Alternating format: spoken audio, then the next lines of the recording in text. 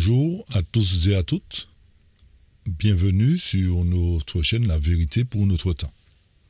Nous vous saluons fraternellement dans le nom de Jésus-Christ notre Seigneur.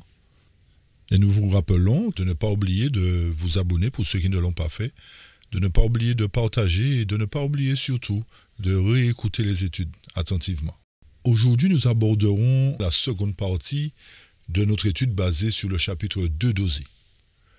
Rappelez-vous, lors de notre premier volet touchant le chapitre 1, que la parole inspirée nous a montré qu'il s'agit d'une allégorie. Nous insistons bien dessus qu'il s'agit d'une allégorie et que les faits relatés ne sont pas réels, chers amis.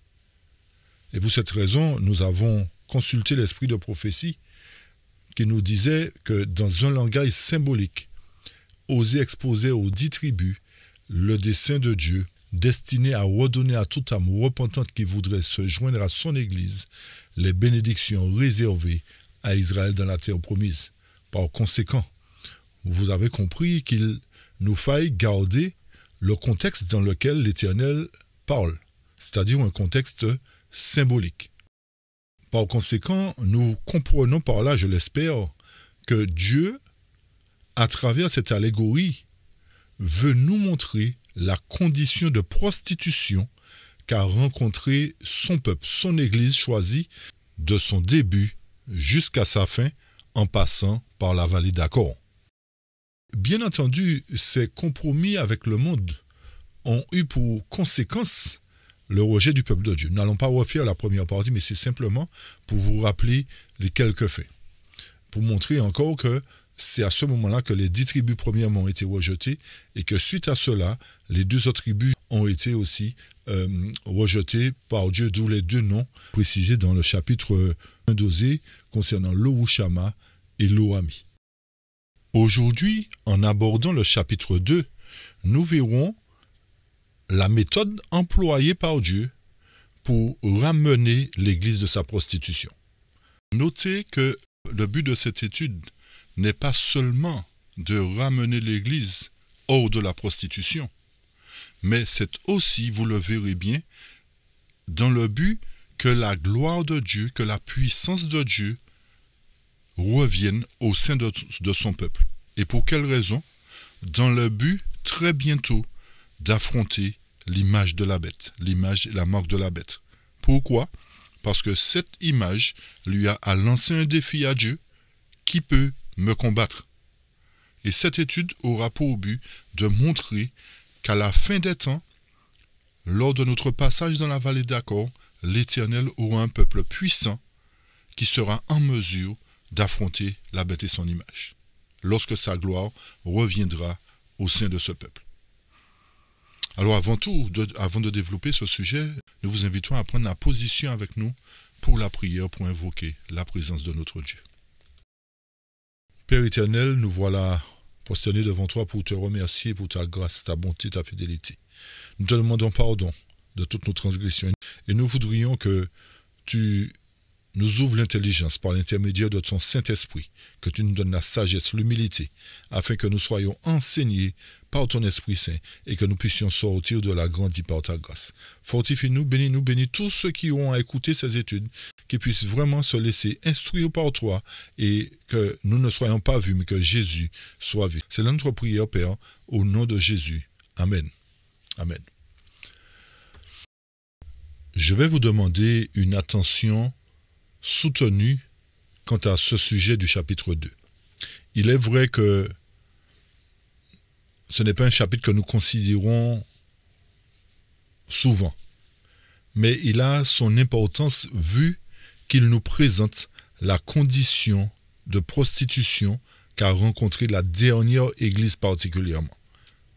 C'est pour cette raison que nous vous demandons une attention soutenue, dans le but de bien comprendre le sujet et montrer comment l'Éternel va opérer dans cette Église en faisant son peuple passer par cette fameuse vallée d'Akor qui sera une porte d'espérance pour son Église. Pour cela, je vous invite à ouvrir vos Bibles avec moi dans le chapitre 2 d'Osée. Chapitre 2, à partir du verset 1 et 2 qui nous dit ceci. « Dites à vos frères Ami et vos sœurs Rushama. Plaidez avec votre mère, car elle n'est point ma femme, et aussi je ne suis point son mari, et qu'elle ôte ses prostitutions de devant elle et ses adultères dans son sein. Vous vous rendez compte au chapitre 2 qu'il y a un changement de statut, de nom aussi. Cela dénote une division dans l'histoire de l'Église. Ce changement de nom ici nous signale qu'à l'ère chrétienne, l'Éternel a fait grâce à son peuple et a été appelé son Dieu. Ceci nous amène à considérer l'Église des apôtres pour arriver jusqu'à nous. En considérant l'Église apostolique, nous savons que cette Église n'a pas apostasié, ne s'est pas prostituée tant que les apôtres étaient au sein de cette communauté. Cette prostitution commence à partir du moment où les apôtres ont perdu la vie. Et c'est suite à cela que la prostitution a recommencé. Malgré les changements de nom opérés, nous voyons que l'Église est retournée vers la prostitution, vers l'idolâtrie. Et c'est pour cette raison que lorsque nous analysons bien le verset 1, le texte nous dit « Dites à vos frères Ami et vos sœurs Rushama ». Rappelez-vous qu'il y a 3 enfants dans cette allégorie. Le premier, Jizréel, qui est symbole du sang versé des prophètes, et les 2 autres, qui étaient Lo-Ami et le Rushama, qui ont été appelés dans le Nouveau Testament Ami et Rushama. Par conséquent, lorsque nous analysons bien ce texte, nous voyons qu'il y a un des 3 enfants qui interpelle les 2 autres enfants à parler, à plaider avec leur maman. Par conséquent, cet enfant qui interpelle ses frères Ami et Rushama n'est autre que Jizréel, qui est un symbole du prophète de l'Éternel dans l'antitype, qui interpelle son peuple, qui demande aux enfants de l'Église d'interpeller leur mère. Quand nous parlons de la mère, d'interpeller la mère, chers amis, nous parlons de la direction de l'Église. Pourquoi? Parce que la direction que prend l'Église dépend de ce que feront les dirigeants. Et le fait que la parole nous montre que l'Église s'est prostituée est dû à la conséquence d'une mauvaise gestion, d'une mauvaise direction qu'ont pris les responsables de l'Église. Et c'est là qu'il nous faut comprendre véritablement ce sujet d'Osée, qui est là pour montrer que si nous continuons à suivre la direction prise par les hommes qui ont conduit l'Église dans cette prostitution, nous serons perdus définitivement. En d'autres termes, cela nous montre que si, à travers Osée 2, l'Éternel interpelle Ami et Rushama, qui représentent le peuple, et qui leur demande de parler à leur maman, ceci montre que ceux qui doivent interpeller la maman sont des laïcs qui ne suivent pas la direction qu'a pris cette maman, qu'a pris cette Église plus précisément. Est-ce que vous nous suivez jusque-là? Ceci nous montre qu'il y a un mouvement de protestation à travers Osée qui a pour but de parler à la maman dans le but de la ramener à la raison. Pourquoi? Parce qu'elle s'est choisie d'autres amants. Elle s'est détournée de son mari, Christ, et a choisi d'autres amants. À travers tout cela, vous comprenez clairement, comme nous l'avions déjà montré, que Osée est un symbole de Dieu, que la femme mentionnée, la femme qui se prostitue mentionnée ici, représente l'Église, c'est-à-dire le corps pastoral, le corps dirigeant, que Jizréel représente le porte-parole de Dieu, et que Ami et Rushama représentent l'ensemble des membres d'Église, c'est-à-dire les laïcs. Ok? Par conséquent, l'appel est lancé par Jizréel, le prophète de l'Éternel, aux enfants, aux fidèles qui sont dans l'Église, pour les amener à parler à la direction, parler à leur maman, pour lui dire, maman, ta condition n'est pas correcte, ta condition n'est pas bonne. Alors, vous voyez ici, si vous analysez bien le sujet, qu'il y a un véritable problème au sein de l'Église chrétienne, de l'Église qui prétend suivre Christ. Bien entendu, chers amis, lorsque nous parlons de cette Église précisément dans Osée, il ne s'agit pas de n'importe quelle Église. Pour quelle raison? Rappelez-vous que depuis les siècles passés, dans l'Ancien Testament, l'Éternel avait choisi un peuple qui faisait quoi? Notez bien ce que nous disons.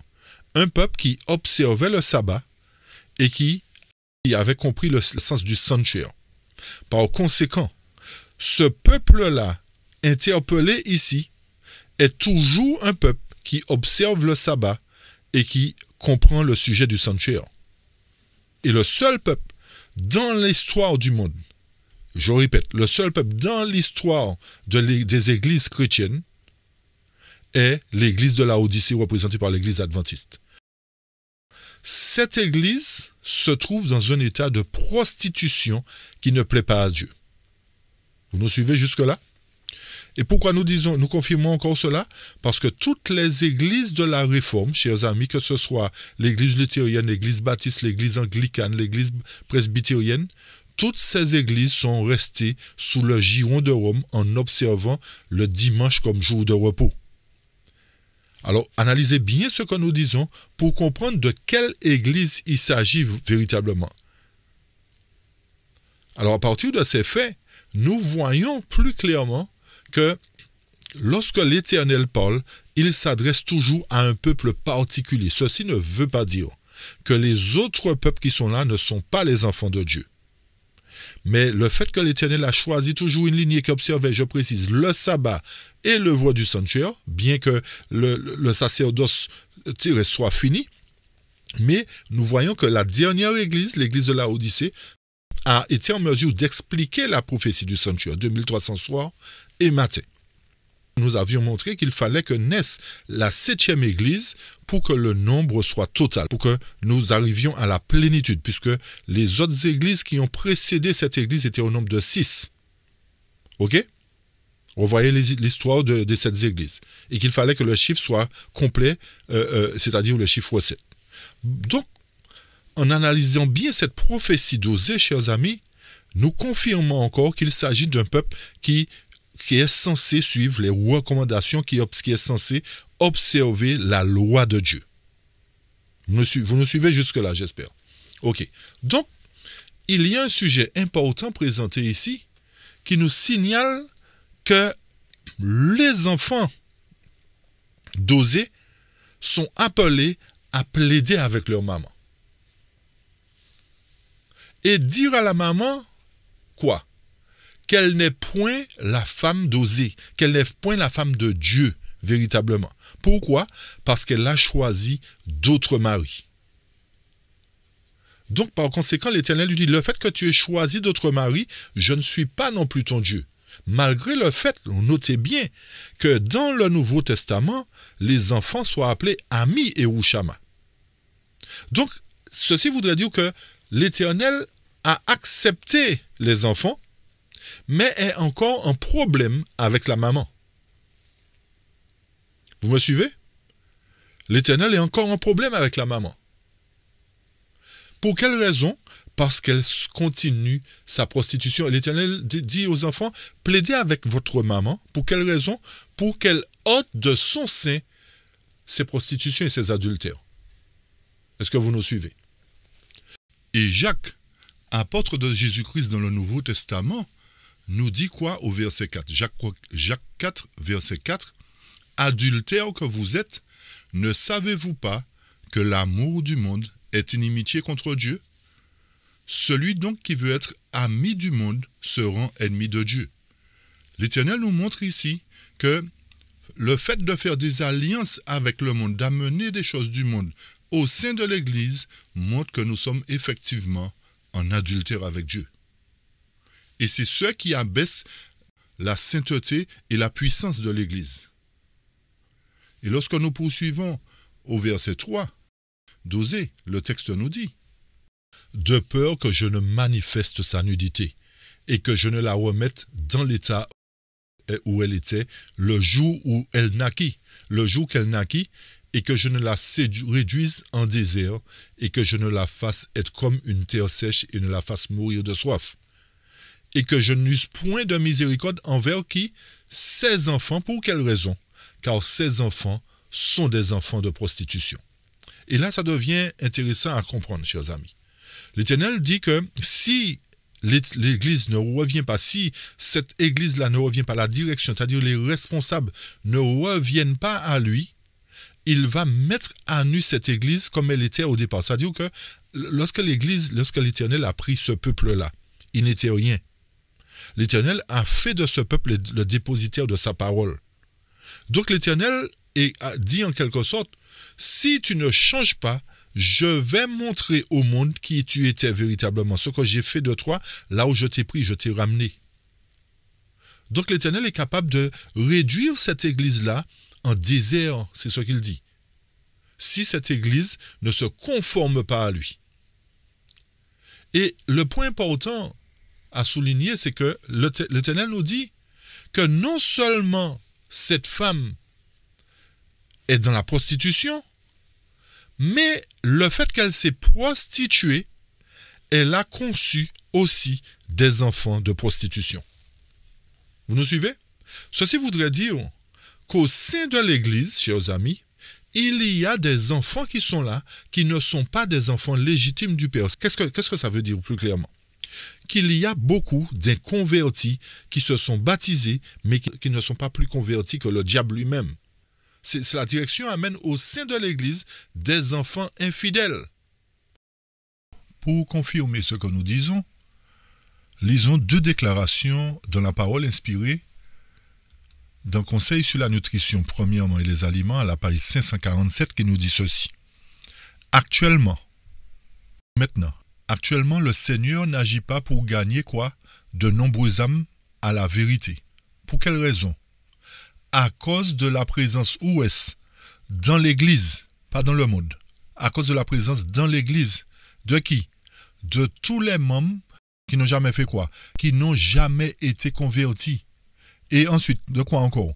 Et de ceux qui ont été jadis convertis, mais qui ont glissé dans l'indifférence. Le texte nous dit, quelle influence tous ces membres non consacrés pourrait-il exercer sur les nouveaux convertis? Je ne sais pas si vous mesurez la portée de ce texte. La suite dit, ne détruirait-il pas l'effet du message divin que son peuple est chargé de proclamer? L'Éternel ne se trompe pas lorsqu'il dit que l'Église est dans une prostitution. Et non seulement les gens sont inconvertis, mais aujourd'hui, nous baptisons et nous ne formons pas. Et nous pensons que c'est en donnant des messages, sabbat après sabbat, que ces gens-là vont changer du jour au lendemain. Il doit y avoir un travail en profondeur. Et de plus en plus, il y a des gens qui disent « J'ai été baptisé, mais je ne connais rien. Ça fait 20 ans, j'ai été baptisé, 15 ans, 10 ans, je ne connais rien. » C'est pas malheureux? Lisons un autre texte, chers amis, pour confirmer encore ces enfants nés de la prostitution. Et comprenez bien que, comme nous l'avons dit, si l'Église se prostitue, c'est parce que la direction l'amène à se prostituer, chers amis. Ce n'est pas les membres qui décident simplement. Ok? Suivez la déclaration suivante dans Service chrétien, à la page 51. C'est une déclaration solennelle. C'est une déclaration comment? Solennelle que je fais à l'Église. C'est la servante du Seigneur qui parle, sous l'influence de l'Esprit de Dieu. Il n'y a pas combien? Une personne sur 20 de celles dont les noms sont inscrits où est-ce? Sur les registres de l'Église. Pas sur le registre d'état civil, hein? Mais sur le registre de l'Église. Qui soit prête à faire quoi? À terminer sa course terrestre et qui ne se trouverait pas, si cette éventualité se produisait, dans quelles conditions? Dans la condition du pécheur habituel. C'est-à-dire sans quoi? Sans Dieu et sans espérance dans le monde. Pas une personne sur 20 dont les noms sont écrits sur les registres d'église ne sont prêtes à terminer leur course chrétienne. Ces personnes font profession de servir Dieu, mais en réalité, elles servent qui? Mammon, le diable. Ce demi-service pour l'un et pour l'autre est en fait un reniement constant du Christ plutôt qu'une confession. Avez-vous compris, chers amis, qu'on ne peut pas être divisé? Soit nous servons Dieu, soit nous servons Satan. Si nous ne voulons pas servir Dieu, servons Satan de tout notre cœur. Mais ne jouons pas avec Dieu, chers amis. Ne rigolons pas avec Dieu. Arrêtons de faire n'importe quoi avec Dieu. Il est temps que le peuple change. L'histoire d'Israël nous montre comment Dieu a opéré dans le passé. Ne prenons pas ça pour de la rigolade, en pensant que Dieu est amour, il ne va pas punir. Arrêtons de nous faire tromper. Il est temps de savoir que Dieu punit promptement, chers amis, il va punir les coupables. Qui c'est qui a provoqué le déluge? C'est pas l'Éternel? Qui c'est qui va déverser les fléaux? C'est pas l'Éternel? On nous fait croire aujourd'hui que Jésus est tellement bon que c'est pas lui qui fait, mais c'est Satan qui fait des choses tomber sur nous. Ça peut arriver effectivement qu'on subisse les effets de notre désobéissance, mais l'Éternel dit qu'il a des choses qui vont tomber sur nous. Comprenons bien la parole de Dieu. Le texte nous dit, beaucoup sont entrés dans l'Église en conservant un esprit comment? Insoumis et frustre. Leur sens spirituel est perverti par quoi? Leur corruption avilissante. Ils agissent selon le monde, dans leur esprit, dans leur cœur, dans leurs desseins, dans tous leurs desseins. Traduisons cette tendance dans des actes licencieux et faisant preuve d'hypocrisie dans toutes les manifestations de leur profession chrétienne. Ils vivent comment? Écoutez bien, comme des pécheurs tout en se prétendant chrétiens. N'est-ce pas là une abomination? Alors vous comprenez encore qu'il y a effectivement que la prostitution a amené des enfants à être prostitués, des enfants illégitimes qui sont au sein de la communauté, qui représentent l'ivraie dans l'Église. Maintenant, nous ne sommes pas juges pour dire qui est l'ivraie, qui est le bon grain, chers amis, c'est pas ça. Mais Osée nous parle effectivement, nous signale qu'il y a de l'ivraie au sein de l'Église, des enfants de prostitution. Et qu'en contrepartie, il y a des enfants qui protestent contre la mère, qui protestent contre la direction que prend l'Église. En considérant ces deux déclarations que nous venons de lire, premièrement dans Évangélisé, qui nous signalent que l'Éternel ne permet pas à beaucoup d'âmes d'entrer dans l'Église aujourd'hui, sinon ils seraient perdus. Ceci sous-entend qu'il y a un sérieux problème. Et lorsque nous considérons l'autre texte qui nous dit que pas une personne sur 20 n'est prête à terminer son parcours terrestre, c'est-à-dire qu'il est sans Dieu, sans espoir. Ceci nous montre, en faisant le lien avec Osée, chapitre 2, verset 1, qui nous appelle à plaider contre notre maman, il nous faut plaider avec l'Église, avec la direction, avec particulièrement ceux qui amènent l'Église dans sa prostitution. Non seulement la direction de l'Église, mais aussi les membres. Parce que notez bien que tout dépend des dirigeants si l'Église prend une mauvaise position. Si l'Église est dans la prostitution aujourd'hui, cela vient des dirigeants qui ont conduit l'Église. Donc, nous voyons par là qu'il y a une cause, effectivement, pour laquelle il nous faut plaider. Il nous faut effectivement plaider. Comment plaider? Plaider, c'est-à-dire trouver tous les moyens possibles de faire parvenir la vérité au peuple. Parce que c'est la vérité qui va affranchir le peuple, qui va libérer le peuple de cette prostitution. Par conséquent, nous avons un travail, c'est-à-dire ceux qui constatent au sein de la dénomination qu'il y a un sérieux problème, ceux qui cherchent véritablement Dieu, nous devons être des protestataires. Quand nous disons protestataires, nous sommes amenés à des véritables protestants.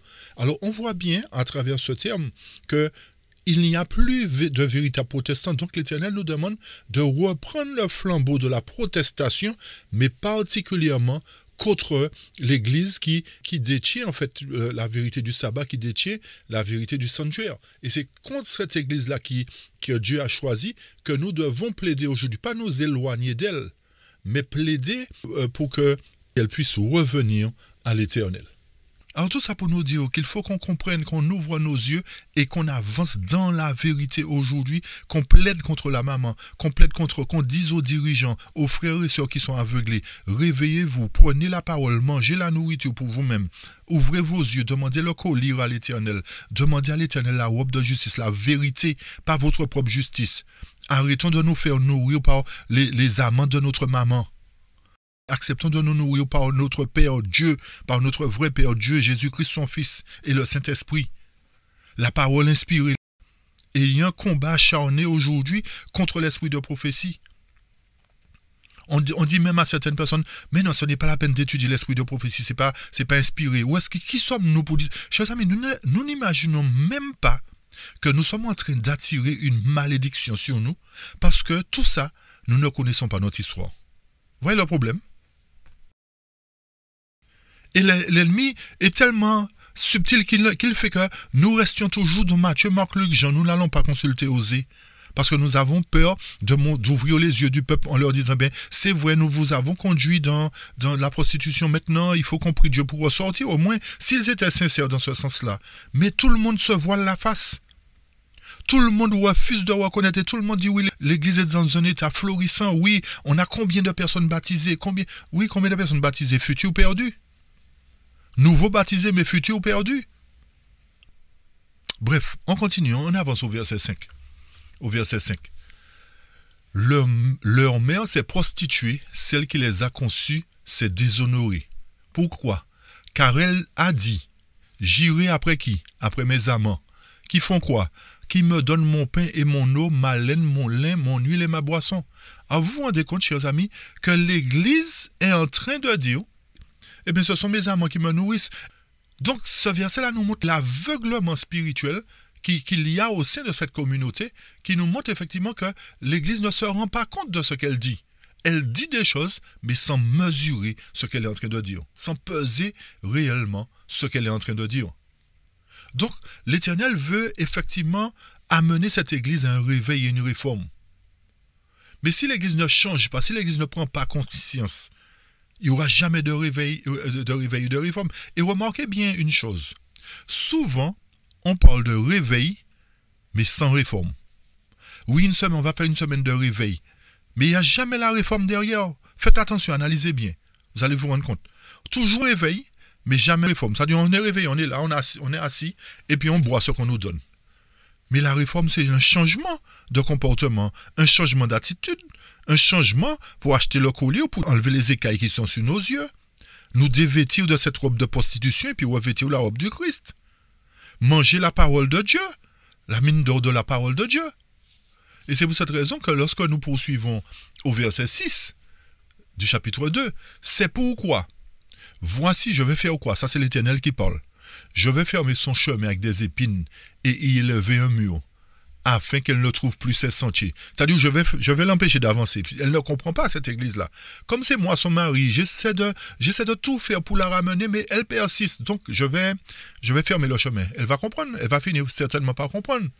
Et le texte poursuit, elle nous dit, elle poursuivra ses amants et ne les atteindra pas. Donc l'Éternel va mettre un haut là dans ça à un moment donné. Il va dire, là maintenant c'est fini. Si tu ne comprends pas, je vais t'arrêter moi-même. Parce que je t'aime, je veux te sauver, je veux que tu reviennes à moi. C'est moi ton premier mari, c'est moi qui ai fait de toi ce que tu es. Et qu'est-ce que le texte nous dit? Puis elle dira, j'irai, je retournerai vers qui? Vers mon premier mari. Car alors j'étais plus heureuse que maintenant. Vous voyez dans quelles conditions l'Éternel l'amène? En fait, l'Éternel va amener l'Église au plus bas pour qu'il puisse lui parler, pour que, en fin de compte, l'Église puisse prendre conscience de son état. N'est-ce pas ce qu'il a fait pour l'enfant prodigue, chers amis? Il n'a pas fait l'enfant prodigue descendre au niveau des pourceaux, pour qu'enfin l'enfant prodigue dise, eh bien, tu te rends compte là où je suis arrivé? Mais j'étais bien chez mon papa, j'étais bien chez mon père, et puis regarde là où je suis, je mange même la nourriture des cochons, mais c'est terrible ça. Vous avez vu comment un cochon pue? Il y a des gens maintenant qui ont des cochons dans les salons, mais ça c'est eux. Mais c'est pour vous dire jusqu'où il faut que l'Église descende, et l'Éternel va la faire descendre là, justement dans cette condition-là. Et comprenez bien la suite du texte, le verset 8. Elle n'a pas reconnu que c'était moi qui lui donnais le blé, le mou et l'huile, et l'on a consacré au service de Baal l'argent et l'or que je lui prodiguais. En fait, lorsque nous lisons le verset 8, il nous faut faire le lien avec le verset 5. Rappelez-vous que ce verset-là disait, car il a dit, j'irai après mes amants qui me donnent mon pain, mon eau, ma laine, mon lin, etc. Et le verset 8 nous dit, elle n'a pas reconnu que c'était moi qui lui donnais le blé. C'est-à-dire que, malgré la prostitution de l'Église, l'Éternel continuait à soutenir cette Église-là. Il continuait à la nourrir. Bien que la nourriture était modifiée, était falsifiée par les théologiens d'aujourd'hui que nous avons. Mais l'Éternel essayait de l'entretenir et ces théologiens-là tordaient le sens de l'Écriture. Donc, il y avait un peu de vérité qui faisait que l'Église restait en vie. Mais tout ce qui était présenté n'était pas une bonne nourriture, puisque l'Église est dans la prostitution. Comprenez bien la situation. Donc, ce qui nous revient à dire que l'Éternel continuait à entretenir cette Église. L'Éternel continuait à la nourrir. Mais qu'est-ce qui est important à considérer aussi? Et l'on a consacré au service de Baal l'argent et l'or que je lui prodiguais. Ceci veut dire quoi? Ceci voudrait dire que, au lieu que les fonds que l'Église reçoit soit pour prodiguer la vérité, prendre soin du troupeau à travers, en lui donnant une vérité pure, qu'est-ce qu'on a pris? Eh bien, on nourrissait justement les Baals, on nourrissait les faux idoles qui étaient là. On est en train de nourrir des gens qui font théologie sur théologie, mais qui viennent nous dire le sanctuaire, il n'y a pas de sanctuaire, il n'y a pas de ceci, il n'y a pas de cela.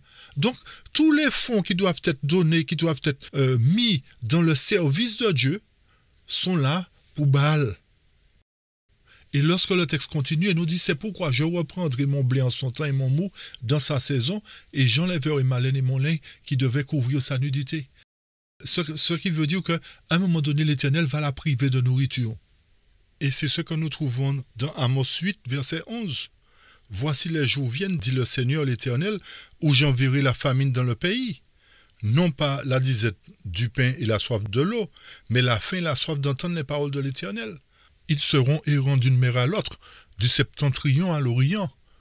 Ils iront ça et là pour chercher quoi? La parole de l'Éternel, et ne la trouveront pas.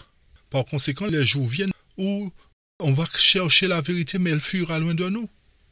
Parce que l'Éternel a donné suffisamment de temps pour le moment où on rejette la vérité en bloc.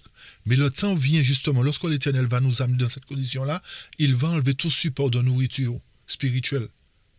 L'exemple des 5 vierges folles. Et le texte nous dit, j'enlèverai ma laine et mon lin qui devaient couvrir sa nudité. Je vais mettre ça, je vais découvrir ça honte aux yeux de ses amants, et nul ne la délivrera de ma main. C'est-à-dire qu'à un moment donné, le monde saura que cette église-là appartenait à Dieu. Aujourd'hui, on la ridiculise. On la traite de tous les noms. Mais le temps vient, on va arrêter de se moquer d'elle. Parce que l'Éternel, effectivement, va montrer que c'est lui qui était le maître de cette église-là. Et il va la mettre à nu devant ses amants. Et c'est là que le monde verra que l'Éternel avait un peuple qu'il avait choisi. Et le texte poursuit nous dit, je ferai cesser toute sa joie, ses fêtes, ses nouvelles lunes, ses sabbats. Je ravagerai ses vignes, ses figuiers, dont elle disait, c'est le salaire que m'ont donné mes amants. Je les réduirai en une forêt, les bêtes des champs les dévoreront. Donc l'Éternel va dépouiller cette église-là à un moment donné. Il va la dépouiller, il va la faire descendre au plus bas, pour qu'il puisse parler à son cœur. C'est pour cette raison qu'il permet cette situation. Donc ne nous étonnons pas, chers amis, que dans quelques jours, dans quelques temps, l'Église plonge de plus en plus. Ne nous étonnons pas de cela, parce que c'est le plan de Dieu pour la ramener, pour amener ceux qui lui sont fidèles particulièrement. Parce que rappelez-vous que l'œuvre ne va pas se terminer par les pasteurs. Ce sont les laïcs qui vont terminer l'œuvre. Ce sont les laïcs qui vont terminer l'œuvre, chers amis. Et quand nous poursuivons au verset 13, « Je ferai quoi? Je la châtierai. » Donc, Dieu est amour, il ne châtie pas, chers amis. C'est ce que le texte nous dit là, Dieu est amour, il ne châtie pas. Le verset 13 nous dit, je la châtierai pour faire pourquoi? Pour les jours où elle encensait les Baals. Elle offrait des présents, elle offrait mon or, mon argent, elle offrait tout ce que je lui donnais, elle pensait que c'était les amants, elle offre ça aux dieux étrangers. Et je la châtierai pour les jours où elle encensait les Baals, où elle se parait de ses anneaux, de ses colliers, allait après ses amants et m'oubliait, dit l'Éternel. Par conséquent, vous voyez ici, chers amis, que c'est lorsque nous sommes dans la mondanité que nous mettons des anneaux et des colliers. Ceci nous montre que c'est dans la corruption que nous mettons ces choses-là. Pourquoi les enfants d'Israël ont eu des anneaux après être sortis d'Égypte? C'est parce qu'en Égypte, ils ont pris ça. C'est en Égypte qu'ils ont pris ça. Donc l'Éternel dit, je vais te châtier. Pourquoi? Pour les jours où tu mettais tes anneaux, tes colliers. Ça veut dire que ça ne plaît pas à l'Éternel, ce genre de choses-là. Ça ne plaît pas à l'Éternel. Ce sont des choses qui viennent du monde. Et aujourd'hui, quand on voit quelqu'un qui a tendance à abandonner l'Église, eh bien, youp, elle met ses affaires, comme si c'est ce qu'elle attendait pour se déguiser, pour... Bon, bref, bref, on continue, chers amis, on continue. Le texte nous dit, donc je vais la châtier parce qu'elle faisait toutes ces choses-là, et qu'elle allait précisément et m'oubliait, dit l'Éternel. La situation est critique. Et pour confirmer encore tout ce que nous disons là, pour comprendre que l'Éternel veut que l'Église se relève, lisons dans Message choisi, volume 1, page 146, au chapitre 16. Lisons ce qui nous est dit. L'Église doit se lever et se repentir. Que l'Église se lève et se repente devant Dieu de ses quoi? De ses infidélités. Que les sentinelles se réveillent et fassent clairement retentir le son de leur trompette. Ça vous dit quoi? Plaidez avec votre mère. C'est ça, faire retentir le son de la trompette. Le son de la trompette, c'est proclamer la vérité. Dire la vérité. Arrêtez de tromper le peuple. C'est ce qu'il faut dire. Dites la vérité. Il est écrit. Il faut donner un avertissement précis. Pas quelque chose de confus. Pas une partie de vérité mêlée d'erreur, mais dire toute la vérité. Que ça plaise ou pas. Dis-leur qu'ils t'entendent, qu'ils t'écoutent ou qu'ils ne t'écoutent pas, nous dit la parole de Dieu. Dieu donne cet ordre à qui? À ses serviteurs. Donc Dieu a ses serviteurs dans l'Église, chers amis. Dieu a ses serviteurs, des enfants fidèles, des enfants légitimes du Père. Il leur dit quoi? Crie à plein gosier, ne te retiens pas. Élève ta voix comme une trompette et annonce à qui? À mon peuple ses iniquités. À la maison de Jacob ses péchés. C'est-à-dire, à qui? Quand on parle de la maison de Jacob, on parle de la maison de Dieu. Il faut fixer l'attention des auditeurs, nous dit la suite du texte. Sinon, tout effort reste vain. Même si, écoutez bien, un ange du ciel venait leur parler, ces paroles n'auraient pas plus d'effet que si elles étaient prononcées à l'oreille d'un mort. C'est grave, oui. Si nous ne changeons pas avant qu'il ne soit trop tard, constatez bien tout ce qui se passe dans le monde. Tout nous montre que le temps est pratiquement fini. Allons-nous continuer à suivre la prostitution ou allons-nous retourner vers Dieu, vers la vérité? Pendant des années, on nous a trompés. Et de plus en plus, remarquez bien, il y a quelque chose qui se passe aujourd'hui. Nos librairies chrétiennes, adventistes particulièrement, commencent à fermer. On nous dit qu'il n'y a presque plus de livres. Ce livre-là, on ne le fait plus. On fait plus. Pourquoi, chers amis? Posez-vous la question, pourquoi on élimine les livres papier? Posez-vous la question, pourquoi on le fait? Parce qu'avec le numérique, on peut modifier ce qu'on veut. Tandis que le papier, on ne peut pas le faire. C'est déjà écrit sur le papier. Vous l'avez chez vous. Et tous ceux qui n'ont pas compris ça, ont vendu leur livre là, vont bien regretter bientôt. Parce qu'ils ne vont pas comprendre. Parce que petit à petit, on commence à modifier les livres. Déjà là, on vous a montré plus d'une fois comment, à travers les mises à jour, il y a des changements qui sont apportés. Vous comprenez bien qu'il y a un cheval de Troie à l'intérieur, chers amis. Vous comprenez bien qu'il y a des jésuites à l'intérieur. Vous comprenez bien qu'il y a des francs-maçons à l'intérieur qui prostituent l'Église, qui l'amènent à se prostituer. Des pasteurs francs-maçons, toutes ces choses-là sont là aujourd'hui pour conduire l'Église vers le mal. Maintenant, peut-être que certains vont se fâcher contre nous parce qu'on dit ça. Ah, pourquoi tu dis ça? Pourquoi? Chers amis, qui nous voulons nous protéger? Qui voulons nous protéger? Ceux qui prostituent l'Église ou relever le nom de Dieu? Il faut qu'on analyse bien nos formules de phrases aujourd'hui, parce que nous avons des formules toutes faites. Chers amis, c'est la parole de Dieu qui parle, ce n'est pas nous qui inventons des choses, non? C'est la parole de Dieu qui nous avertit. Donc, si l'ennemi veut toujours nous faire croire que c'est frère un tel qui a dit ça, c'est sœur un tel qui a dit ça, elle critique, elle chose. Chers amis, analysez la parole de Dieu avant de dire que c'est un autre qui critique. C'est la parole de Dieu qui nous interpelle. Nous ne voulons jamais accepter l'évidence de la vérité, mais nous voulons toujours trouver un échappatoire.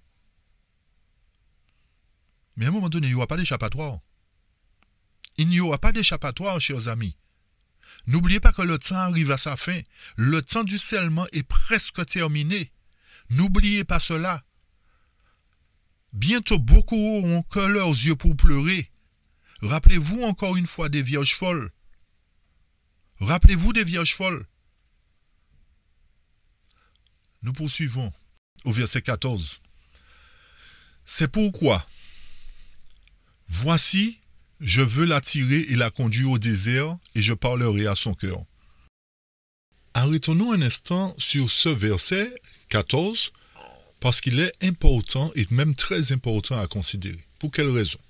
Déjà, premièrement, rappelez-vous que nous avons fait un bond en avant.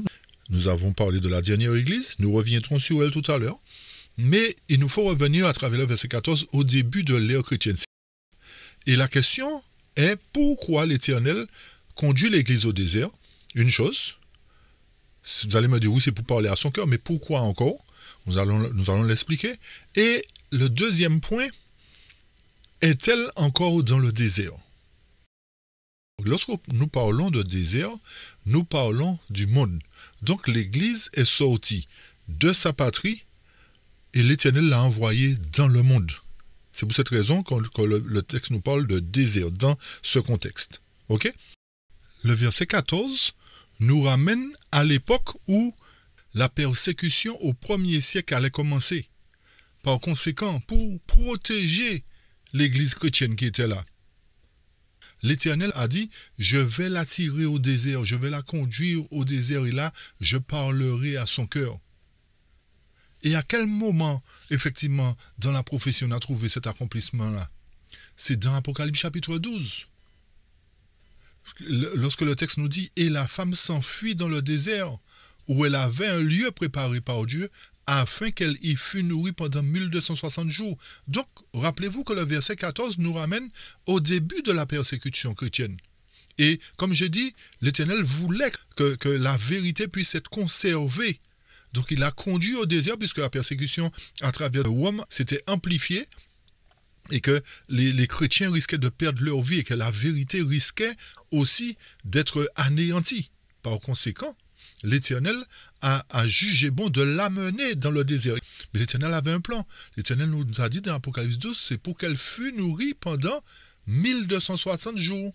Et ces 1260 jours correspondent à l'époque de la persécution papale, de 538 à 1798, où il y a eu aussi les bûchers qui se sont allumés en France, la guillotine, le massacre de la Saint-Barthélemy, toutes ces choses-là.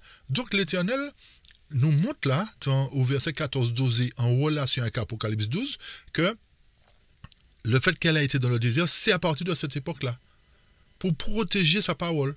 Et malgré le fait que la France a tout fait pour anéantir sa parole en complicité avec la papauté, l'Éternel a permis que la parole arrive jusqu'à nous. Vous me suivez? C'est-à-dire l'Éternel l'a amené dans l'attitude du fils prodigue, où sa situation serait au plus bas. Donc c'est dans le monde qu'elle s'est mondanisée.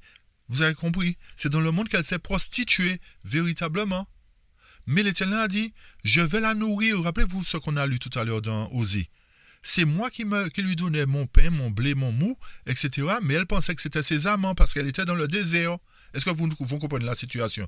Donc l'Éternel a continué à nourrir cette église, et cette église-là a pensé que c'est le monde, c'est comme elle est entrée dans le monde, elle a trouvé des aides, elle a trouvé de ceci, elle a trouvé cela, alors elle se dit, ce sont mes amants qui m'aident, ce sont mes amants, l'Éternel m'a abandonné parce que l'Éternel m'a conduit dans le désert, mais l'Éternel nous fait savoir là que c'est lui qui nourrissait toujours.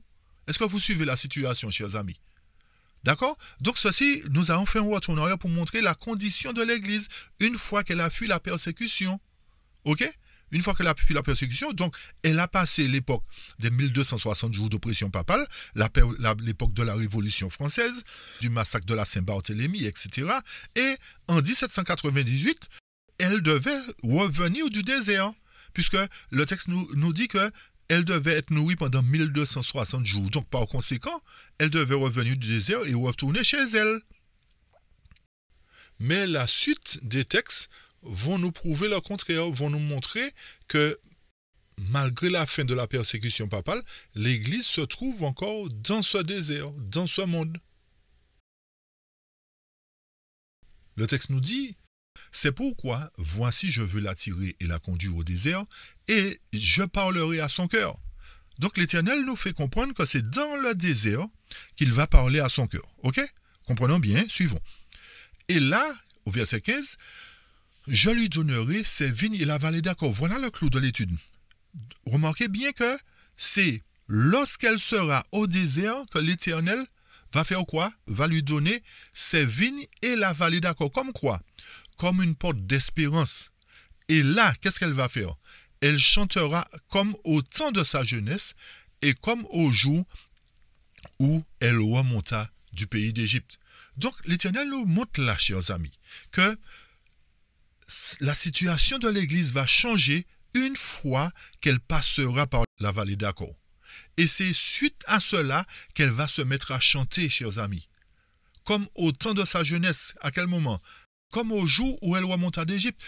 Donc, elle a pris les coutumes du monde, elle a adopté les traditions des hommes, catéchèses, etc. Et comme nous le répétons, c'est dans le monde que l'Éternel va racheter l'Église. Alors, voyons les autres textes qui nous prouvent cela.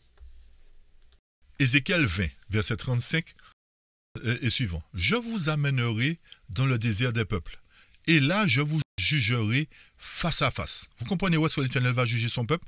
Dans le désert des peuples. Et nous dit quoi, verset 36? « Comme je suis entré en jugement avec vos pères dans le désert du pays d'Égypte, ainsi j'entrerai en jugement avec vous, dit le Seigneur l'Éternel. » Où est-ce? Tandis qu'elle est encore dans le désert, chers amis. Donc, il y a un jugement qui va se faire pendant que l'Église est dans le monde.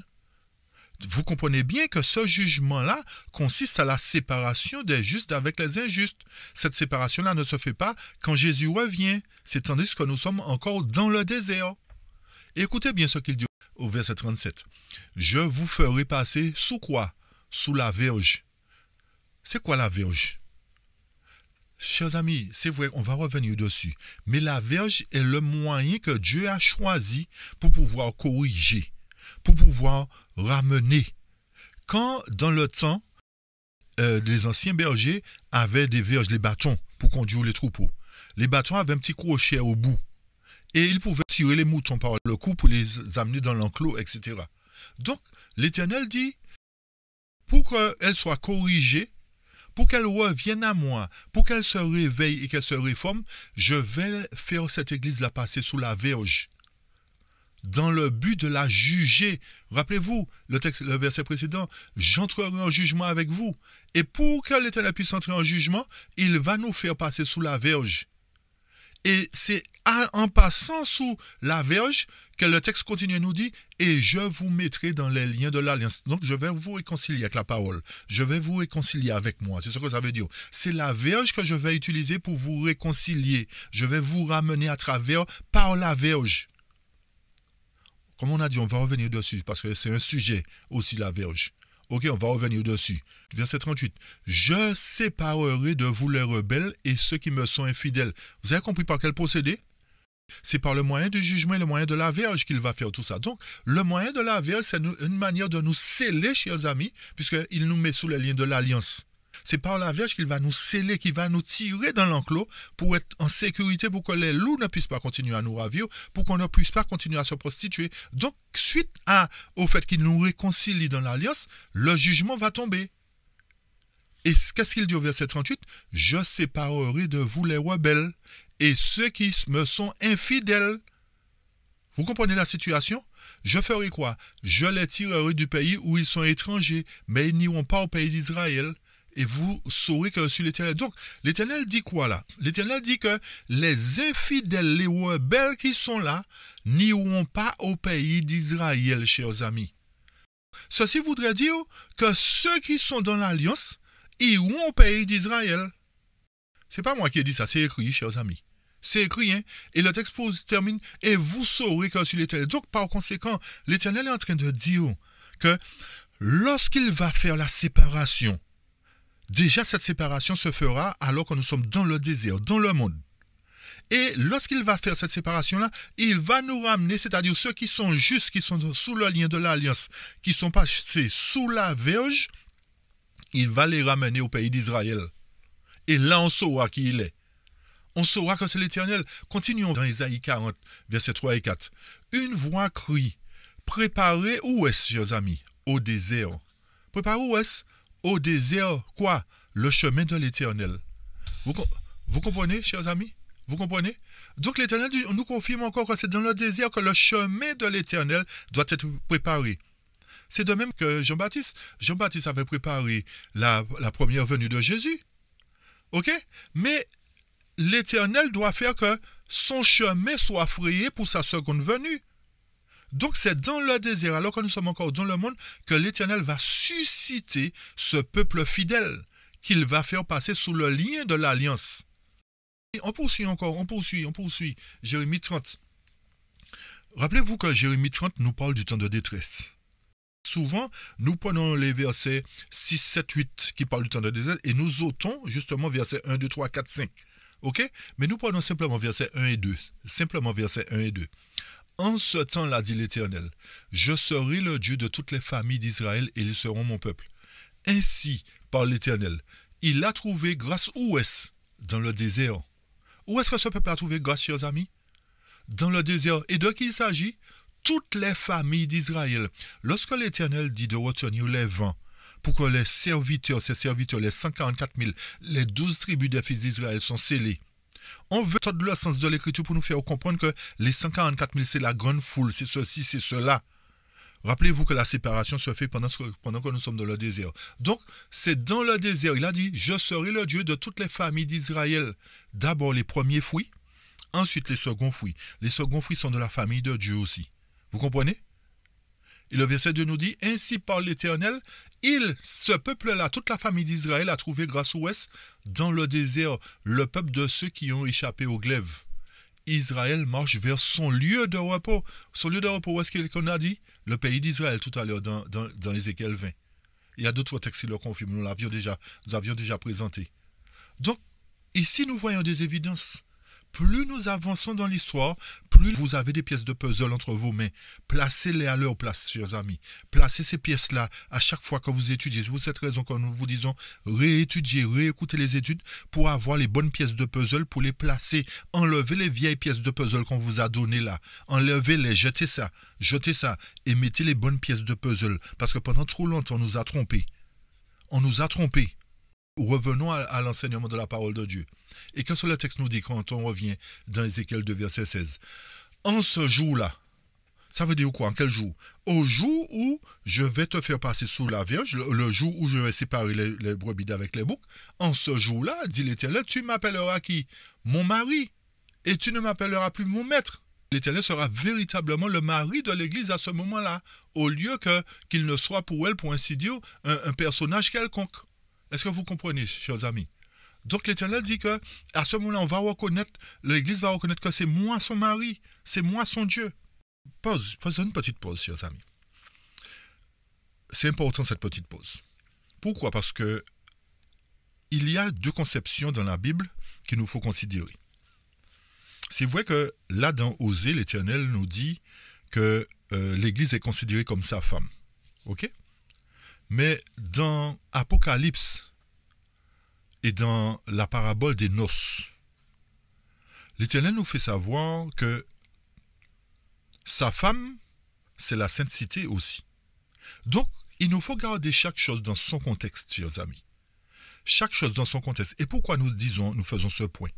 Pour nous montrer que dans cette condition de prostitution, l'Éternel considère l'Église comme sa femme. Mais dans la phase où l'Éternel doit nous racheter, nous sommes simplement des invités aux noces. Vous nous suivez? Nous sommes simplement des invités aux noces. En étant des invités, nous ne pouvons pas être la mariée. Si nous sommes invités, vous avez déjà vu un invité devenir marié? Ou les invités devenir mariés? Non. Nous sommes des invités. C'est pour cette raison que nous devons comprendre chaque chose. Il y a des gens qui disent « Ah non, l'Église, c'est la mariée. » Oui, dans un contexte. Mais dans l'autre contexte, il faut bien comprendre. Vous nous suivez? Si nous sommes des invités aux noces, nous ne pouvons pas être des mariés. Par conséquent, la sainte cité devient la mariée, la femme de Dieu. C'est ce que la parole de Dieu nous enseigne. Vous voyez tout ça, la Bible, l'esprit de prophétie. Ok, chers amis, je referme la parenthèse. On poursuit. En ce jour-là, je traiterai, verset 18, je traiterai pour elle une alliance avec les bêtes des champs, les oiseaux du ciel et les reptiles de la terre. Je briserai dans le pays, où est-ce? Dans le pays, l'arc, l'épée, la guerre, et je les ferai reposer en sécurité. Par conséquent, encore une fois, l'Éternel nous dit quoi? Qu'il va rétablir toutes choses. Rappelez-vous d'Ézéchiel 36, chers amis. Rappelez-vous, on l'a déjà présenté. Rappelez-vous de cela. L'Éternel donc va rétablir l'entente entre les bêtes féroces et son peuple. Il n'y aura plus de guerre dans ce pays-là. Aujourd'hui, il y a une guerre. Parce que ce peuple-là qui est en train de se battre pense que c'est pour eux que vont s'accomplir ces promesses-là. Non. Ils ont rejeté Christ. Comment la promesse peut se réaliser pour eux? Non. L'Éternel est en train de rassembler tous ceux qui ont été dispersés dans le monde depuis l'époque assyrienne, depuis l'époque juive, après l'époque juive, les martyrs, tout ça. Dieu est en train de rassembler ce peuple-là. Ceux qui sont devenus de véritables chrétiens. Vous comprenez? Et pour confirmer cela encore, on va dans Jérémie, cette fois-ci au chapitre 31. Voici les jours viennent, dit l'Éternel, où je ferai avec la maison d'Israël et la maison de Juda une nouvelle alliance. Non comme l'alliance que j'ai traitée avec leur père, le jour où je les ai saisis par la main pour les faire sortir du pays d'Égypte, alliance qu'ils ont violée. Par conséquent, s'ils ont violé l'alliance éternelle, va refaire une autre alliance. Quoique je fusse leur maître, comprenez bien, je fusse leur maître, dit l'Éternel. Mais voici l'alliance que je ferai avec la maison d'Israël après ces jours-là, c'est-à-dire après les avoir ramenés. Je mettrai quoi? Ma loi au-dedans d'eux. Je l'écrirai dans leur cœur et je serai leur Dieu et ils seront mon peuple. Donc, ce ne sera plus leur maître, chers amis. Dieu ne sera plus leur maître, mais Dieu ce sera leur mari à ce moment-là. Comprenez bien dans quel contexte on le dit, toujours. D'accord? Je serai leur Dieu. Osée est un symbole de Dieu, chers amis. Et Dieu a eu tellement d'amour pour nous qu'il a toléré, on va dire, il n'a pas accepté, hein, il a toléré la prostitution. Il a dit, je te laisse, mais je dirige les choses. Je te laisse faire tes petites affaires, mais la corde qui est plus longue à un bout. Je vais te faire savoir qu'à un moment donné, ça va s'arrêter. Tu comprends? Et le verset 34 nous dit, celui-ci n'enseignera plus son prochain, ni celui-là son frère, en disant, pour quelle raison? Connaissez l'Éternel. Pourquoi? Car tous me connaîtront, chers amis. Ça veut dire que tous marcheront dans la vérité parce qu'il y aura réconciliation avec Dieu. Nous reviendrons à la source de la vérité. Car tous me connaîtront depuis le plus petit jusqu'au plus grand, dit l'Éternel, car je pardonnerai leur iniquité et je ne me souviendrai plus de leurs péchés. Donc, vous pouvez relire Isaïe 11 aussi. On avait déjà présenté qui parle de la même chose, chers amis. Qui parle de la même chose. Ézéchiel 37 aussi. Mais on arrive vers la fin. Pour entrer justement dans cette vallée d'accord. Le verset 19 nous dit, je serai, Osée de 19 et suivant, hein, je serai ton fiancé pour toujours, je serai ton fiancé pour la justice, la droiture, la grâce et la miséricorde. Je serai ton fiancé par la fidélité, tu reconnaîtras l'Éternel. En ce jour-là, j'exaucerai, dit l'Éternel, j'exaucerai les cieux, et ils exauceront la terre. La terre exaucera le blé, le mou et l'huile, et ils exauceront Gisraël. Pourquoi Gisraël? Rappelez-vous que Gisraël était prophète de l'Éternel. Donc, exaucer le blé, le mou, c'est en quelque sorte les entendre parler. Et puisqu'en réalité le blé, le mou et l'huile ne peuvent pas parler réellement, par conséquent, il doit être symbole d'une nourriture ou d'un breuvage spirituel, c'est ce qu'on disait tout à l'heure. Donc, ceci est le symbole d'un message puissant proclamé lors du grand jour terrible et redoutable du Seigneur. Et par le fait que les peuples de la terre entendront Gisraël, c'est-à-dire le porte-parole de Dieu, il est clairement établi que cet appel-là qui sera exaucé, c'est-à-dire les cieux seront exaucés et la terre, en même temps que la terre, montre que à ce moment-là, une fois que le peuple sera racheté, une fois que les boucs des brebis seront séparés, qu'est-ce qui va se faire? L'Église sera puissante, l'Église sera belle comme la lune, mais terrible comme des soldats sous la bannière pour avancer où est-ce? Dans le monde en vainqueur et pour vaincre. Pour quelle raison? Parce que il y a quelqu'un qui a lancé un défi, il y a un système qui a lancé un défi. Rappelez-vous la bête d'Apocalypse 13. Qui peut combattre contre moi? Qui peut combattre contre elle, contre la bête? Eh bien, à ce moment-là, la bête saura qu'elle a quelqu'un qui peut lui tenir tête. Non, même pas tenir tête. Elle va trouver, c'est-à-dire la bête, le système de la bête va trouver en face un peuple qui va la capoter, qui va la mettre à nu, qui va la dépouiller, chers amis. C'est ça le système du grand cri. C'est ça le grand cri. Le grand cri va renverser le système parce que le peuple de Dieu sera purifié, sera saint. Ok? Et à ce moment-là, la terre va exaucer les cieux vont exaucer la terre. C'est-à-dire que le message qui sera proclamé sera agréé par les cieux et la terre va manifester la puissance de Dieu. C'est ça le message d'Apocalypse 18 qui sera prêché avec plus de puissance. Sortez de Babylone. Mais vous comprenez bien que pour que cela se produise, il faut que le peuple passe sous le lien de l'alliance qu'on a lu tout à l'heure. Verset 23, Osée 2, 23. Je planterai pour moi l'Orushama dans le pays et je lui ferai miséricorde. Je dirai à l'Oami, tu es mon peuple, et il répondra, mon Dieu. Par conséquent, chers amis, le premier verset qui nous a dit que dites à vos frères amis et Orushama. Donc cette parole-là va s'accomplir réellement à partir du moment où l'Éternel va rétablir son peuple dans son territoire. À partir du moment où l'Éternel va enlever ce peuple-là du désert après avoir fait la séparation. Et à ce moment-là, le peuple sera véritablement appelé ami, c'est-à-dire, je te fais miséricorde et Rushama, je suis ton Dieu, ou tu es mon peuple. Est-ce que vous nous suivez, chers amis? Donc, ce chapitre 2 est suffisamment puissant pour nous amener à comprendre comment l'Éternel va nous prendre, conduire son peuple dans le désert, le fait descendre au plus bas, l'enlève de sa prostitution, la fait entrer en elle-même à un moment donné, c'est-à-dire provoque une séparation à travers un message pour l'interpeller, pour l'appeler à plaider contre sa maman. Ceux qui seront fidèles accepteront la vérité, ils seront considérés comme les premiers fruits. D'accord? Les premiers fruits, parce que rappelez-vous toujours que Dieu a toujours choisi un peuple qui garde le sabbat et qui observe l'alliance. Ok, vous me suivez? Et qui comprend le système cérémoniel. Donc, on ne va pas se répéter, hein, vous l'avez compris, j'espère. Donc, ceci doit se faire très, très, très bientôt. Maintenant, chers amis, pour terminer, allons dans la vallée d'Achor, puisque le texte, les versets 14 et 15 du chapitre 2 nous ont dit « C'est pourquoi voici je vais l'attirer et la conduire au désert, et je parlerai à son cœur. Et là, dans le désert, c'est-à-dire, je lui donnerai ses vignes et la vallée d'Achor, comme quoi une porte d'espérance. » En quoi la vallée d'Achor peut être une porte d'espérance pour l'Église à ce moment-là? Considérons la vallée d'Achor type. Déjà premièrement.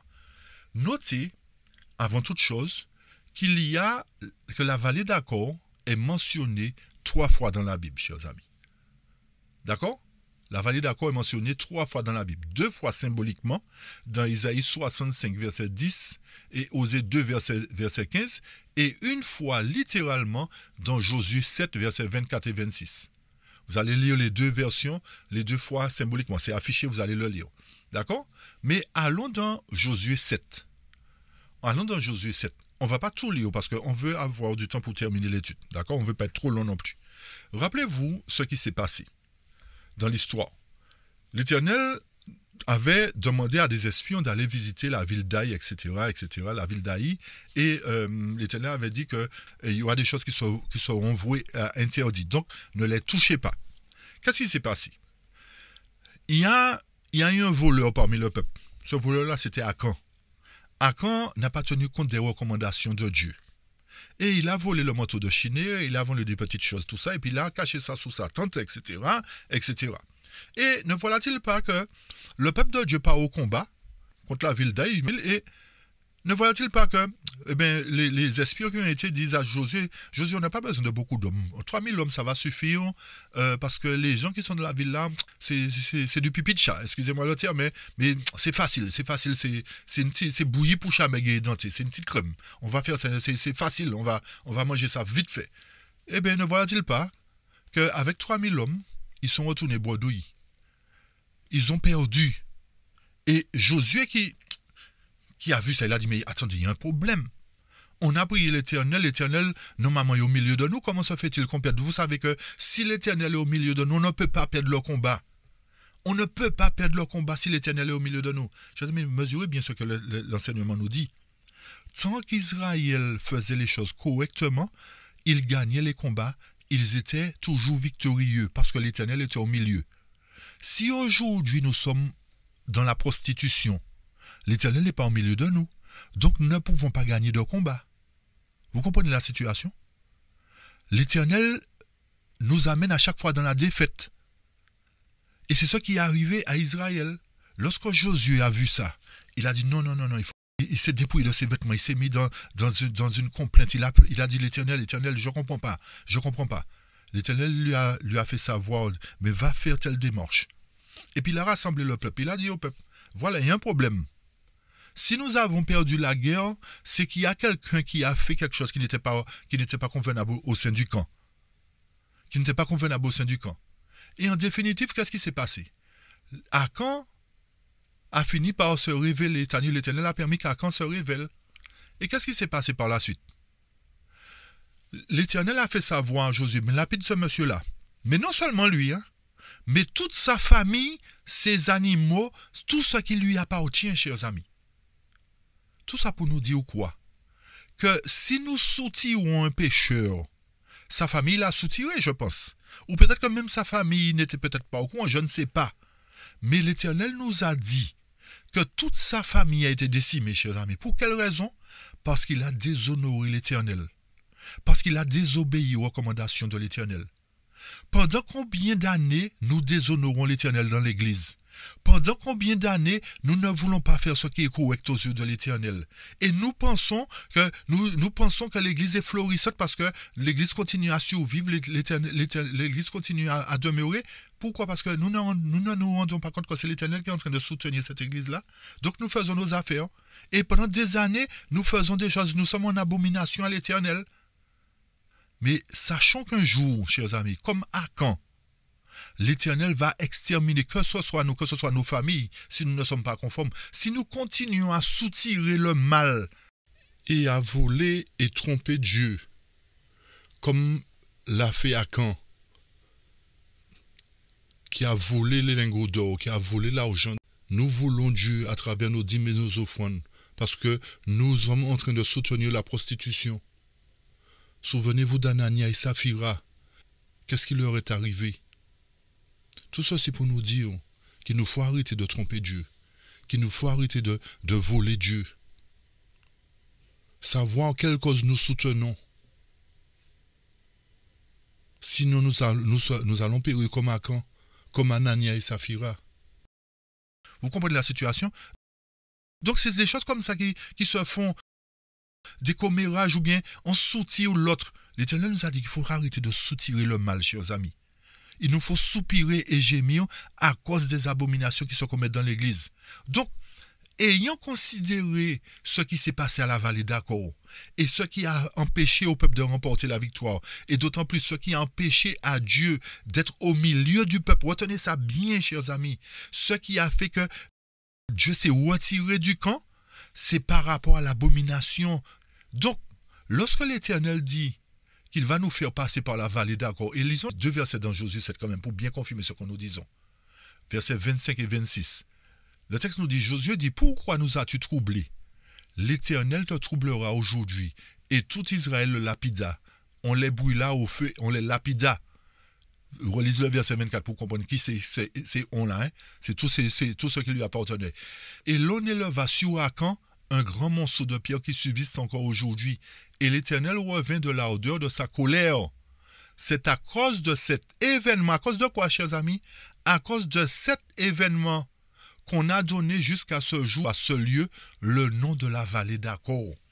Est-ce que vous avez compris, chers amis, pourquoi l'Éternel nous dit dans Osée que pour nous ramener, il va nous faire passer par la vallée d'Akor? C'est-à-dire quoi? Si peut-être vous n'avez pas compris, l'Éternel est en train de nous dire, chers amis, que pour nous sortir de la prostitution, il va éliminer tous les Akans qui sont dans l'Église. C'est ce qu'il est en train de dire. Donc nous n'avons pas à nous séparer nous-mêmes. C'est l'Éternel qui va enlever les Akans. Ne nous considérons pas déjà comme des bons. Supplions au contraire l'Éternel, plaidons, faisons simplement le travail que Dieu nous a donné à faire, de plaider contre le système qui est là, contre ceux qui amènent l'Église vers la perdition. Si nous avons compris la vérité, plaidons avec la vérité. C'est ce que ça veut dire. Donc, l'Éternel nous fait comprendre là, chers amis, que la seule porte d'espérance, qui est la vallée d'Akor, c'est le moyen pour Dieu d'éliminer les rebelles. C'est ça la porte d'espérance. C'est ça la porte d'espérance, chers amis. C'est-à-dire qu'une fois que les pécheurs seront sortis du sein de l'Église, l'Église sera triomphante. Et c'est à ce moment-là que l'Église sera belle comme la lune, puissante comme des soldats sous la bannière. Est-ce que vous comprenez pourquoi le peuple de Dieu n'ira pas se cacher dans les montagnes, dans les rochers, chers amis? Parce que la séparation va se faire lorsque Michael va se lever. durant le temps de détresse, pas au retour de Jésus, chers amis, pas au retour de Jésus, mais durant le temps de détresse, c'est là que la vallée d'Achor va être une porte d'espérance pour le peuple. J'espère que vous comprenez la situation, chers amis. Il y a plein de textes qui peuvent nous aider à comprendre ça, pour nous montrer notre condition. Vous pouvez lire au témoignage pour l'Église, volume 3, page 300, ou le chapitre 48. Vous pouvez lire le chapitre 48, témoignage pour l'Église, volume 3, chapitre 48. On ne va pas tout lire. On va quand même lire. On va pas tout lire, mais on va quand même lire un petit passage à la page 303. Le texte nous dit quoi? À moins que l'Église qui est travaillée par l'apostasie ne se repente et ne se convertisse, qu'est-ce qu'il va se faire? Elle mangera le fruit de ses propres œuvres. C'est-à-dire, si c'est des œuvres de prostitution, elle va consommer ces œuvres de prostitution. Jusqu'à ce quoi? Jusqu'à ce qu'elle se prenne en horreur. Elle va se prendre en horreur. L'Éternel va lui montrer, va la déshabiller, va la mettre à nu. Si elle résiste au mal, si elle cherche le Seigneur en toute humilité et répond à sa vocation céleste en Jésus-Christ, si elle s'appuie sur quoi? Sur la vérité éternelle. Et si par la foi, elle se conforme aux plans qui ont été formés à son égard, elle sera guérie, chers amis. Avez-vous compris? Donc, pour que nous soyons guéris, il nous faut nous conformer. Il ne faut pas désobéir ou comme Achan, penser que ce que nous faisons, c'est pas méchant. Mais non, un petit manteau que nous avons pris, un petit mensonge. Mais non, faisons comme ça à l'église. Nous n'avons pas besoin de nous mettre à genoux. Plus d'une fois, nous répétons cela, chers amis. Peut-être que vous ne prenez pas conscience jusqu'à présent que devant Dieu, nous devons nous prosterner. Mais tout ça, c'est une prostitution. Hein? Le fait de rester debout, faire ce que nous voulons. C'est comme Achan qui a fait ce qu'il voulait. Peut-être que jusqu'à présent, vous n'avez pas compris la situation. Mais le temps vient, l'Éternel va vous dire, vous suiviez qui en fait? Ma parole ou l'homme? N'oubliez pas, la question sera posée à tous ceux qui ne comprennent pas. Plaise à Dieu que ceux qui comprennent obéissent, chers amis, plaise à Dieu. Le texte posé nous dit, elle apparaîtra dans la simplicité et la pureté qui lui viennent de Dieu, exempte de compromis terrestres. Donc l'église sera exempte de compromis terrestres. Elle ne va plus commettre d'adultère avec le monde. Elle ne va plus se prostituer. Montrant quoi? Que la vérité l'a rendu réellement libre. Donc c'est pour cette raison qu'il faut plaider avec la vérité. Mettre la vérité en évidence. Ceux qui entendront la vérité, qui croiront en la vérité, se réformeront et seront protégés. Ceux qui ne se conformeront pas, qui voudront toujours rétorquer, toujours ergoter. Ah, tu penses que c'est en faisant ça qu'on sera sauvé? C'est pas ça qui va nous sauver. Vous comprenez? Donc la vérité, c'est ça qui va nous sauver, chers amis. La vérité. Il est écrit. Alors, ces membres seront vraiment choisis de Dieu pour faire quoi? Pour le représenter. Où est-ce? Pas dans le ciel, non? Ici-bas. Alors, je reprends, chers amis. Alors, ces membres seront vraiment choisis de Dieu pour le représenter ici-bas. Une fois que l'Église sera revenue à lui. Vous allez lire le chapitre 67. L'église de Laodicée. Relisez le chapitre 67 aussi. On ne va pas le lire parce qu'on a 2-3 textes encore à lire pour terminer. D'accord? Chapitre 67. L'église de Laodicée. Témoignage pour l'église volume 1. Vous allez lire le chapitre 68 aussi, chers amis. Témoignage pour l'église volume 1. Chapitre 68. Et écoutez bien pour terminer. Écoutez bien pour terminer. Dans Prophète Éwa. Et c'est ce qui nous confirme, chers amis. Qui nous confirme vraiment que cette prophétie d'Osée va se réaliser pour nous très bientôt. Ce texte confirme ce que nous dit, ce que Osée nous a expliqué. Le texte nous dit, à la fin des temps. En quel moment, chers amis? À la fin des temps. À quel moment, chers amis? À la fin des temps. Ne vivons-nous pas la fin des temps? Ne sommes-nous pas à la fin des temps? Tout ce qui se passe nous montre que nous sommes à la fin des temps, chers amis. À la fin des temps, qu'est-ce que Dieu va faire? Dieu renouvellera son alliance avec ceux qui observent ses commandements. Le texte nous parle d'Osée, chers amis. Et vous comprenez pourquoi on rejette l'esprit de prophétie? L'ennemi fait tout pour qu'on rejette l'esprit de prophétie. Commence à fermer les librairies chrétiennes pour que vous ne puissiez pas trouver les livres, pour qu'on puisse les modifier petit à petit. Le texte nous dit, en ce jour-là, dit-il, je traiterai pour eux une alliance avec les bêtes des champs, les oiseaux du ciel, les reptiles de la terre. Je briserai dans le pays l'arc, l'épée, la guerre, etc., etc. Où est-ce qu'on a lu ça, chers amis? Où est-ce qu'on a lu ça? C'est pas dans Osée qu'on a lu ça tout à l'heure? Ce n'est pas dans Osée qu'on a lu tout à l'heure, ça? ce passage-là? Le reste du chapitre nous montre bien que il s'agit d'Osée, chapitre 2, chers amis. Il s'agit bien d'Osée, chapitre 2. Pour confirmer encore, pour terminer ce que nous avons lu concernant Akan et tout ce qui s'est passé. Témoignage pour l'Église, volume 1, page 386, nous dit quoi? Dans le cas du péché d'Akan, Dieu dit à Josué, « Je ne serai plus avec vous si vous ne détruisez pas l'interdit du milieu de vous. » Combien souligner ici la différence d'attitude de ceux qui n'élèvent pas la voix pour dénoncer le péché, mais qui sympathisent avec ceux dont les fautes troublent le camp d'Israël, dit à Josué. C'est pour cette raison que nous avons dit tout à l'heure, arrêtons de soutirer. Arrêtons de soutirer les péchés dans l'Église. Le texte nous dit, « Tu ne pourras résister à tes ennemis jusqu'à ce que vous ayez fait quoi? Ôter l'interdit du milieu de vous. » Et le texte poursuit nous dit toujours dans Témoignage pour l'Église, cette fois-ci au volume 5, Témoignage volume 5 en anglais. Écoutez bien ce qui est dit. Si la présence d'un seul Akan, pas de 10 Akan, pas de 20 Akan, mais d'un seul Akan, chers amis, si la présence d'un seul Akan a suffi à faire quoi? À affaiblir tout le camp d'Israël, pouvons-nous nous étonner du peu de succès qui accompagne nos efforts? Lorsque quoi? Pas lorsqu'un membre d'église, hein, ou pas lorsqu'une église, hein, lorsque chaque église et presque chaque famille a son Akan. L'Éternel nous fait savoir là que si un seul Akan empêchait à la puissance de Dieu de se manifester, et que dans chaque église, dans chaque famille, il y a un Akan, imaginez la faiblesse qu'il y a au sein de la communauté. Imaginez la faiblesse. Nous avons beau prier, faire un tas de campagnes d'évangélisation, l'Éternel ne permet pas à certaines personnes d'entrer à l'église. Pourquoi? Parce qu'il y a trop d'inconvertis. Ces gens-là qui veulent se convertir vont tourner leur dos rapidement à Dieu et ne vont plus vouloir rien entendre. Pourquoi? Parce qu'à l'église, il règne une abomination. Malgré la condition de cette église, selon ce que nous présente Osée chapitre 2, l'Éternel a pour projet de ramener ceux qui lui sont fidèles, je dis bien ceux qui lui sont fidèles, dans ce dernier mouvement. Dans le but de faire quoi? D'être une lumière pour le monde.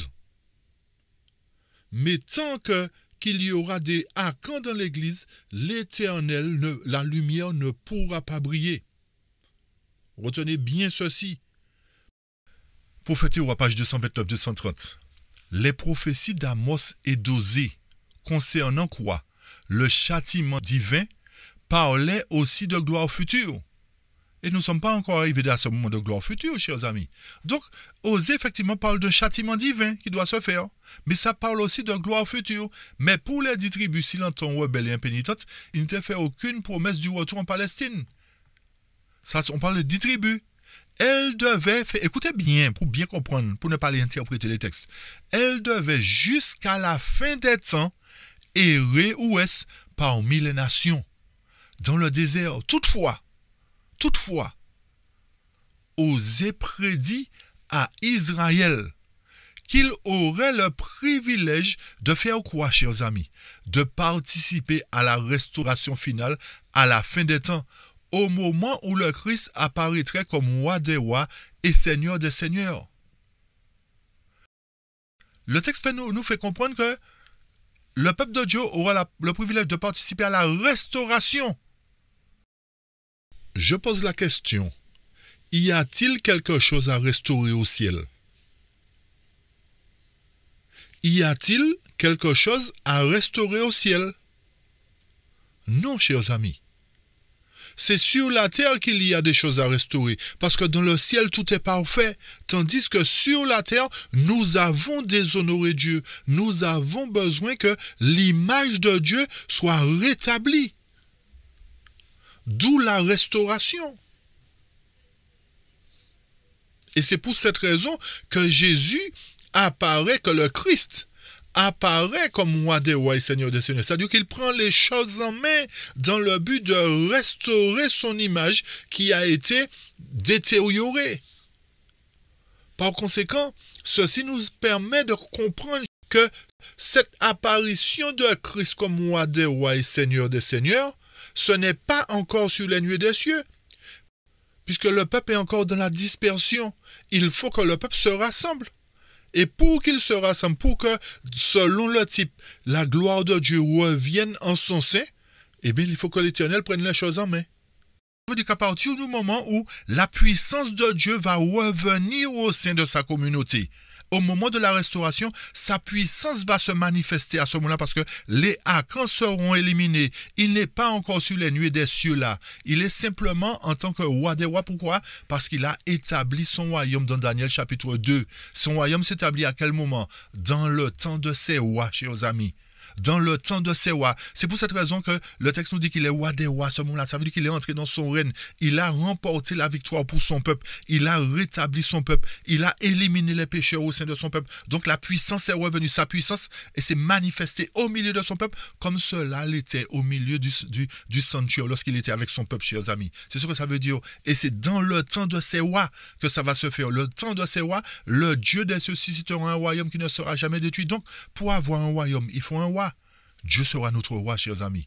Donc, et nous rappelons-nous que l'Éternel, une fois que la séparation va se faire, il va nous ramener dans son pays. Dans son pays. Donc, c'est dans son pays que son règne va commencer avec son peuple purifié.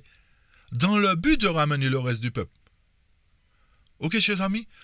Donc, l'histoire de la terre ne va pas se terminer d'une manière quelconque, mais va se terminer avec brio parce que le peuple de Dieu fera savoir que l'Éternel est entré dans son règne à ce moment-là. Vous nous suivez? Le texte nous dit dans Témoignage pour l'Église, volume 2, page 73. Relisez tout ce chapitre-là aussi, il est important. Le sceau de Dieu ne sera point apposé sur ceux qui ne s'affligent pas de leur misère spirituelle et qui ne gémissent pas sur le péché des autres. Le Seigneur a donné des ordres à ses messagers et à ceux qui tiennent à la main un instrument de destruction. Passez après lui dans la ville et frappez que votre œil soit sans pitié et n'ayez point de miséricorde. Tuez, détruisez les vieillards, les jeunes hommes, les vierges, les enfants, les femmes, mais n'approchez pas de quiconque aura sur lui la marque et commencez par mon sanctuaire. Ils commencèrent par les anciens qui étaient dans la maison. Ézéchiel 9, verset 6, ça veut dire quoi? Ça veut dire quoi, chers amis? Que l'Éternel va détruire. Vous savez quoi? Il y a un problème avec ça. Parce que même le questionnaire de l'école du sabbat nous fait comprendre que Ézéchiel 9 est déjà passé. Ézéchiel 9 est déjà passé, ça représente l'invasion babylonienne. Je vais vous afficher une page du questionnaire qui dit ça, qui est déjà passé, pour vous montrer comment on nous trompe depuis des années. Et le texte continue dans le même chapitre. Ici, nous remarquons que l'Église, le sanctuaire du Seigneur, sera la première. Qui dit Église qui sera la première? Dit forcément qu'il y aura des premiers fruits. Donc les premiers fruits doivent sortir de l'Église, pas du monde. Puisque l'Église sera la première. La première à faire quoi? À éprouver les effets de la colère de Dieu. Les anciens, ceux à qui il a donné une grande lumière et qui ont pour devoir de veiller sur les intérêts spirituels de la communauté, ont trahi leur mission. Pourquoi? Parce qu'ils ont suivi la direction.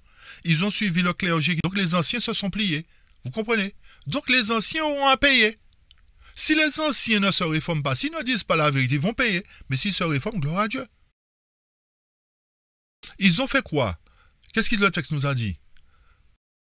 Ils ont prétendu qu'on ne devrait point s'attendre à voir des miracles et des manifestations signalées de la puissance de Dieu comme au temps de la primitive Église. Les temps ont changé, disent-ils, ces paroles les fortifient dans leur incrédulité. Et ils disent, le Seigneur ne fera quoi? Ni bien ni mal. L'Éternel ne va pas punir, l'Éternel est amour. Il est trop miséricordieux pour répandre ses jugements sur son peuple. Paix et sûreté, tel est le cri que font entendre ceux qui ne verront jamais plus la voix comme une trompette pour déclarer au peuple ses péchés et à Israël ses iniquités. Donc, les anciens étaient des symboles de trompette, de gens qui devaient faire résonner le message, ainsi que les dirigeants. Écoutez comment l'Éternel les considère, chers amis. C'est pas moi qui le dis. Hein. L'Éternel dit, c'est chien muet. Oui, chers amis. L'Éternel est fort. Hein. L'Éternel va fort, oui. Heureusement que ce n'est pas moi qui le dis, chers amis. C'est l'Éternel qui appelle les anciens, c'est-à-dire ceux qui sont à la direction des chiens muets. Pourquoi vous avez un chien chez vous des fois? Pour faire joli? Oui, il y a des gens qui aiment les chiens pour faire joli, pour les tenir aux compagnies. Mais compagnie pourquoi? Pour des fois, s'il y a un intrus, le chien puisse aboyer, les réveiller, leur dire, il y a quelqu'un qui entre là, fais attention. Donc ces chiens-là, s'ils ne peuvent pas aboyer, ils sont muets. c'est qu'ils ne peuvent même pas nous dire, voilà les dangers qui arrivent devant nous. C'est pour cette raison que tout ce qui se passe aujourd'hui là, l'Église est muette, l'Église ne peut rien dire. Il va vous dire, mais non, ça ne nous concerne pas. La guerre qui se passe en Israël là, mais non, ça ne nous concerne pas. Ne vous focalisez pas sur ça, c'est pas important de considérer. Des chiens muets qui sont là, chers amis. C'est pas moi qui le dis. C'est pas nous qui le disons. Ces chiens muets qui ne peuvent aboyer sont ceux sur lesquels fondera la juste vengeance d'un Dieu offensé. Hommes, femmes, jeunes gens, jeunes filles et enfants périront tous ensemble. On ne va pas lire tout le reste, chers amis. Vous allez lire tout le chapitre 2, tout le chapitre 10 de volume 2. Et vous allez relire Ézéchiel 9. Mais on va partir un texte qu'on avait déjà présenté, ça fait un moment, concernant Ézéchiel 9.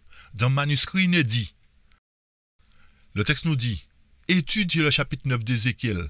Ces paroles s'accompliront littéralement. Vous allez lire le reste chez vous. Ces paroles s'accompliront comment? S'accompliront, hein, chers amis, le futur, littéralement. On nous a dit que, dans le questionnaire, regardez, je l'affiche pour vous. On nous a dit dans le questionnaire que ça s'est passé à l'invasion babylonienne. Alors que la parole de Dieu, la parole inspirée nous dit que ça va s'accomplir littéralement à l'époque des enfants d'Israël. Un seul ange est passé. Un seul. Là, il y a plusieurs, chers amis. Alors, pour que ceci soit accompli, il faut qu'on soit scellés, chers amis.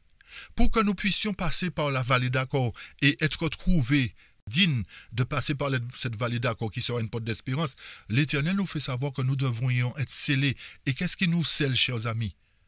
La vérité. La vérité, chers amis. N'oubliez pas, avant de terminer, n'oubliez pas pour quelle raison l'Éternel doit opérer cette séparation. C'est pour que sa puissance revienne au sein de son peuple. Pour quelle raison? Dans le but d'affronter la bête et son image. Parce que la bête a lancé un défi à Dieu. Qui peut me combattre? L'Éternel, à ce moment-là, pourra combattre la bête à travers son peuple. Parce que sa puissance reviendra lorsque les Acans seront éliminés, lorsque l'ivraie sera séparée du bon grain. C'est pour cette raison que l'Éternel provoque cette séparation dans le but de remporter la dernière victoire sur le système dans lequel nous sommes. Alors comprenez bien pour quelle raison l'Éternel va opérer cette séparation. Ce n'est pas pour rien. C'est pour terminer l'œuvre avec puissance et gloire. N'oubliez pas le message du grand cri. Sortez de Babylone, mon peuple. Elle est tombée, Babylone la grande. C'est par ce peuple puissant que sera proclamée la vérité. Alors plaise à Dieu, chers amis, que ce sujet d'oser, nous puissions bien le comprendre. Partagez cette étude. Partagez-la, chers amis. Réécoutez-la, partagez-la en masse. Parce que cette étude est très importante et nous amène à comprendre comment Dieu va travailler et ce que Dieu attend de nous pour que nous puissions revenir à lui. Sinon, lorsque la vallée d'accord va s'ouvrir devant nous, c'est-à-dire lorsque la séparation, le moment de la colère de l'agneau va se faire, où Ézéchiel 9 va se faire, véritablement, nous l'avons lu, ceux qui sont des Acans seront éliminés définitivement. Plaise à Dieu que nous ne soyons pas des Acans, mais que nous soyons des serviteurs fidèles de Dieu, afin que nous soyons trouvés du bon côté et que nous puissions être conduits dans les liens de l'alliance avec l'Éternel. C'est là ma prière pour chacun de vous. Amen. Amen.